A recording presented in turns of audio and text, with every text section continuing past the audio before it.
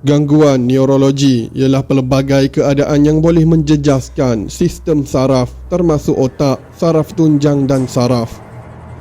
Gangguan ini boleh melemahkan dan mengubah hidup dengan gejala yang boleh menjejaskan pergerakan dan keupayaan kognitif seseorang.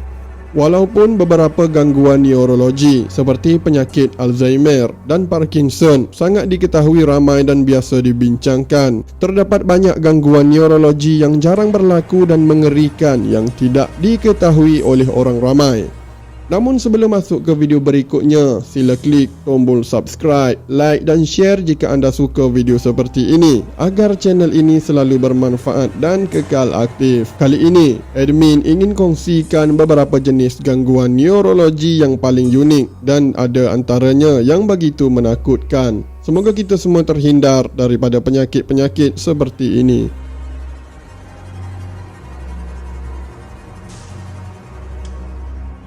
Sindrom Cotard adalah penyakit mental yang jarang berlaku yang dicirikan oleh kepercayaan khayalan bahawa seseorang itu telah mati, tidak wujud atau telah kehilangan organ dalaman atau darah. Ia dinamakan sempena Jules Cotard, pakar neurologi Perancis yang mula-mula menerangkan keadaan itu pada tahun 1880-an. Gejala sindrom Cotard mungkin berbeza-beza bagi setiap orang, tetapi beberapa gejala biasa termasuk kemurungan, kebimbangan, pengabaian diri, khayalan dan halusinasi. Sesetengah orang dengan sindrom Cotard mungkin menafikan kewujudan Tuhan atau syaitan. Dalam kes yang teruk, individu dengan sindrom Cotard mungkin enggan makan atau minum kerana percaya bahawa mereka tidak memerlukannya kerana mereka sudah mati. Punca sebenar sindrom Cotard masih belum difahami sepenuhnya, tapi sesetengah penyelidik percaya ia mungkin disebabkan oleh gabungan faktor biologi, psikologi dan persekitaran. Punca yang mungkin termasuk kerosakan otak, gangguan bipolar, skizofrenia dan penyalahgunaan dadah. Sindrom tangan alien adalah gangguan neurologi yang jarang berlaku yang menjejaskan kawalan pergerakan anggota. Ia juga dikenali sebagai sindrom Dr. Strangelove. Individu yang mempunyai sindrom mengalami pergerakan sukarela salah satu tangan mereka yang nampaknya mempunyai fikiran sendiri. Gejala sindrom boleh berbeza-beza bagi setiap orang. Dalam kebanyakan kes, tangan yang terjejas akan melakukan tindakan yang bertentangan dengan niat orang tersebut. Sebagai contoh, tangan mungkin menghulurkan tangan untuk menyentuh sesuatu yang ingin dielakkan oleh orang itu. Tangan juga boleh membuka butang atau zip atau memukul muka orang itu. Dalam sesetengah kes, tangan yang terjejas mungkin mempunyai kecenderungan untuk mencengkam objek dan memegangnya dengan erat, menjadikan sukar bagi orang itu untuk melepaskan. Sindrom ini disebabkan oleh kerosakan pada otak, biasanya disebabkan oleh pembedahan atau kecederaan.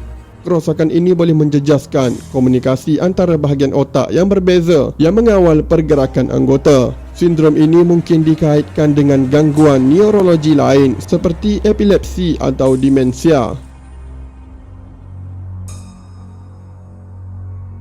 Prosopagnosia, biasanya dikenali sebagai buta muka, adalah gangguan neurologi yang jarang berlaku yang menjejaskan keupayaan seseorang untuk mengenali wajah. Keadaan ini boleh disebabkan oleh kerosakan otak atau mungkin hadir sejak lahir. Kerosakan pada gyrus fusiform otak yang bertanggungjawab untuk pengecaman muka adalah punca prosopagnosia yang paling biasa. Walau bagaimanapun, sesetengah yang dilahirkan dengan keadaan ini yang dipercayai disebabkan oleh mutasi genetik. Individu yang mempunyai prosopagnosia masih boleh melihat dan melihat ciri-ciri muka, tetapi mereka tidak dapat menghubungkannya dengan orang tertentu. Mereka juga mungkin mengalami kesukaran untuk mengingati wajah orang yang pernah mereka temui sebelum ini, walaupun mereka sudah lama mengenali mereka. Sesetengah orang yang mengidap penyakit ini juga mungkin bergelut untuk mengenali objek lain seperti kereta atau bangunan.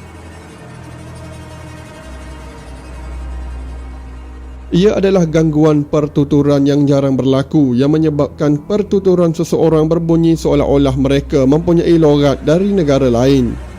Walaupun itu mungkin tidak begitu mengerikan, gangguan ini boleh disebabkan oleh pelbagai faktor yang menakutkan, mengubah hidup seperti strok, kecederaan otak atau keadaan neurologi seperti multiple sclerosis. Gejala lain boleh termasuk kesukaran bercakap dan menyebut perkataan, perubahan dalam intonasi dan irama, dan kesukaran dengan pilihan perkataan dan tata bahasa.